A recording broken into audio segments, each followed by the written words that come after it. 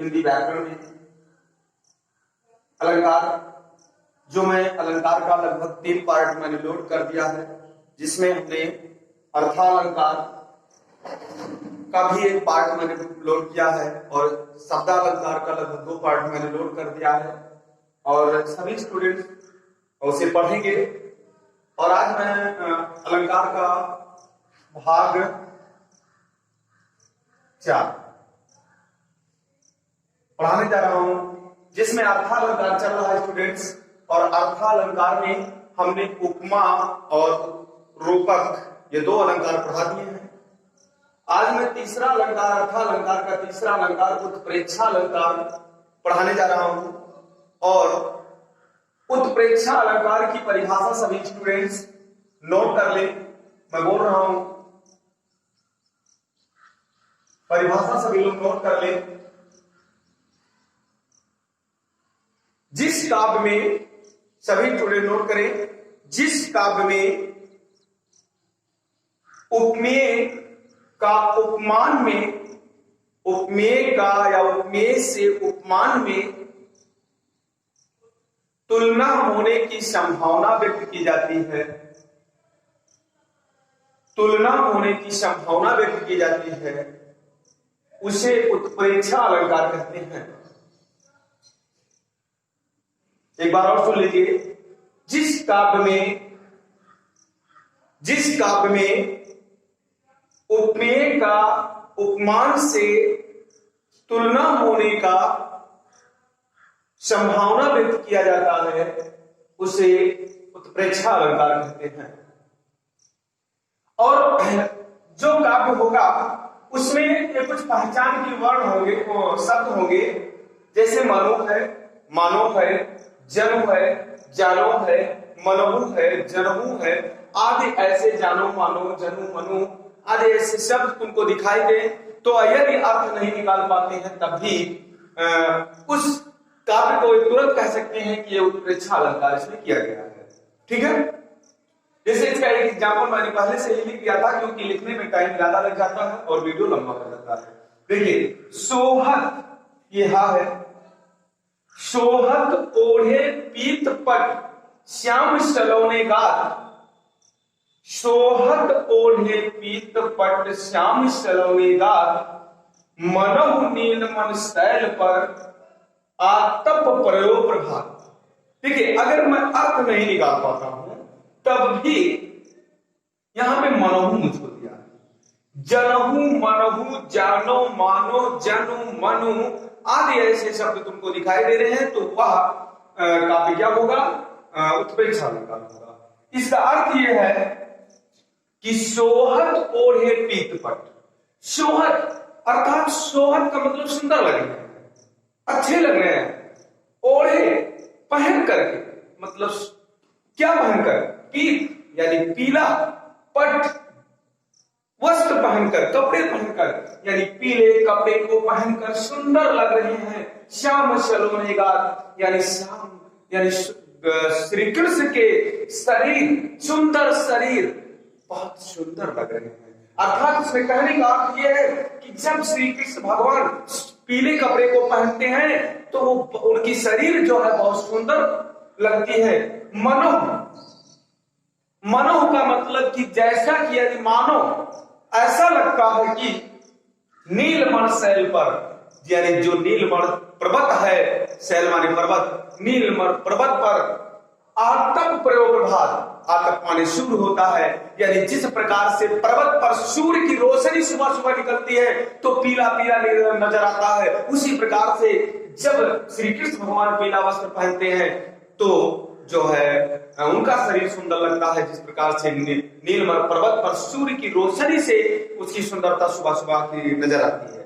तो यहाँ पे अर्थ भी सबको समझ में आया होगा कि जो है श्री कृष्ण भगवान के जो है तुलना की संभावना की जाती है। तुलना किया नहीं गया, हम मानो मतलब मानो, ऐसा कहा गया, ऐसा मानो कि जिस प्रकार से नीलमण पर्वत पर सूर्य की रोशनी से सुंदरता होती है, उस प्रकार पीले वस्त्र पहनने से श्री कृष्ण भगवान के शरीर की सुंदरता बढ़ जाती है। तो ये उत्प्रेक्षा अलंकार है और इसमें तुमको मेन पहचान यहाँ मनोह दिया हुआ है। और सभी स्टूडेंट्स यूपी बोर्ड परीक्षा के लिए 10 और 12 के सभी स्टूडेंट इसको याद कर लेंगे। एग्जाम्पल और इसकी परिभाषा जो मैंने बता दिया है, परिभाषा और एग्जाम्पल दोनों पूछा जाता है। उत्प्रेक्षा अलंकार बहुत महत्वपूर्ण है।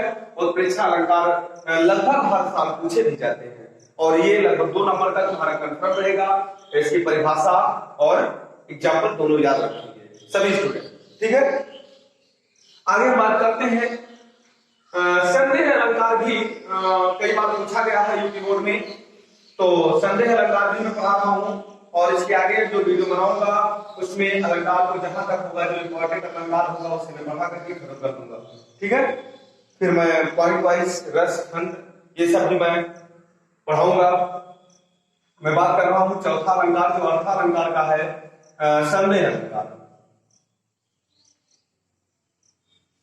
संदेह अलंकार संदेह अलंकार है और एक भ्रांतिमान अलंकार होता है, ठीक है। पांचवा हम लिख देते हैं भ्रांतिमान।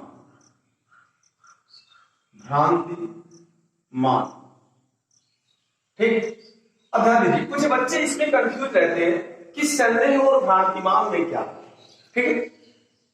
इसमें कंफ्यूजन ये नहीं होना चाहिए कि जैसे कहने का मतलब ये, ठीक है, ये मान लीजिए ये एक रस्सी बनी, ठीक, और इस रस्सी को मैं सोचूं कि ये रस्सी है या सांप, रस्सी है या सांप है, तो वह भैया संदेह है, क्योंकि मुझे संदेह है उसमें कि ये रस्सी है या सांप है। अब तो समझ में आया होगा। लेकिन अगर ये रस्सी पड़ी है और मैं ये दावा के साथ कह रहा हूं कि नहीं ये सांप है, ये सांप है, या सांप पड़ा है तो मैं कह रहा हूं नहीं ये रस्सी है, तो मैं उसमें भ्रमित हूं। संदेह नहीं, मुझे भ्रमित हूं, भ्रम में हो गया हूं।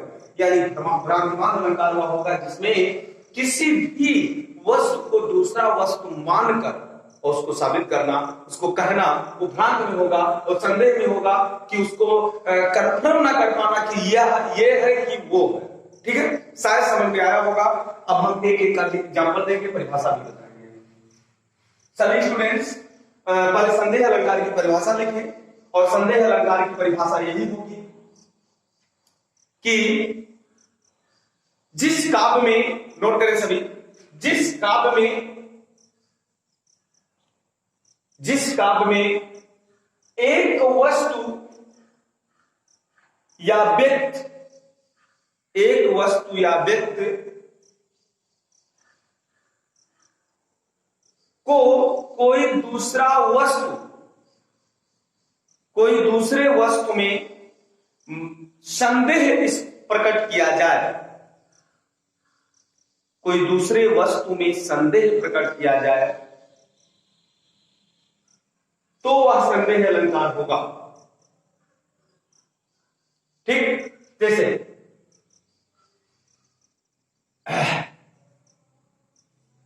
संदेह अलंकार देखिए, लिखूंगा तो लंबा हो जाएगा, वैसे लिख दे रहे हैं, थोड़ा सा बोल रहे हैं, सभी लोग सुनिए। सबके बुक में दिया होगा और सभी स्टूडेंट्स उस बुक में देखेंगे और उसमें आपको मिलेगा कि संदेह अलंकार का जो बहुत फेमस यानी प्रसिद्ध एग्जाम्पल हर बार आता है और एक एग्जाम्पल ही सबको याद रखना है कि नारी बिच सारी है कि सारी बिच नारी है, नारी ही की सारी है कि सारी ही की नारी।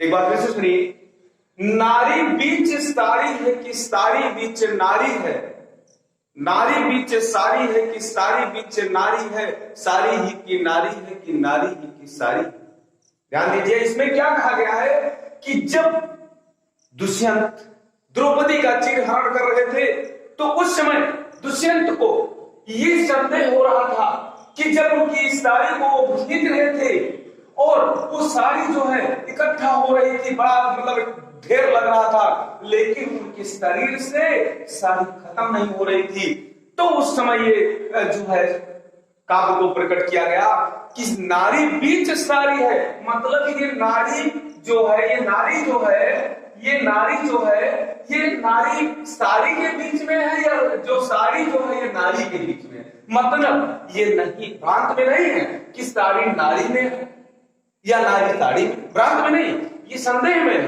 कि नारी बिच साड़ी है कि साड़ी बिच नारी है, यानी भ्रांत में नहीं है, ये संदेह में है कि कहने का मतलब ये कंफर्म नहीं मान रहे हैं कि नारी के और स्त्री के अंदर साड़ी है कि साड़ी के अंदर स्त्री है। शायद समझ में सबको आया होगा।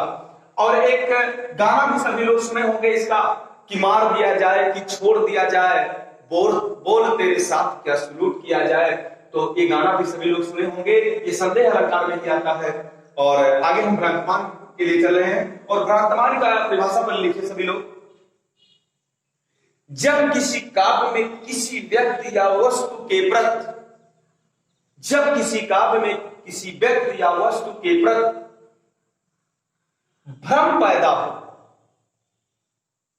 किसी व्यक्ति या वस्तु को कोई दूसरा व्यक्ति या वस्तु मान लिया जाए या भ्रम हो जाए, तो वह भ्रांतिमान अलंकार होगा।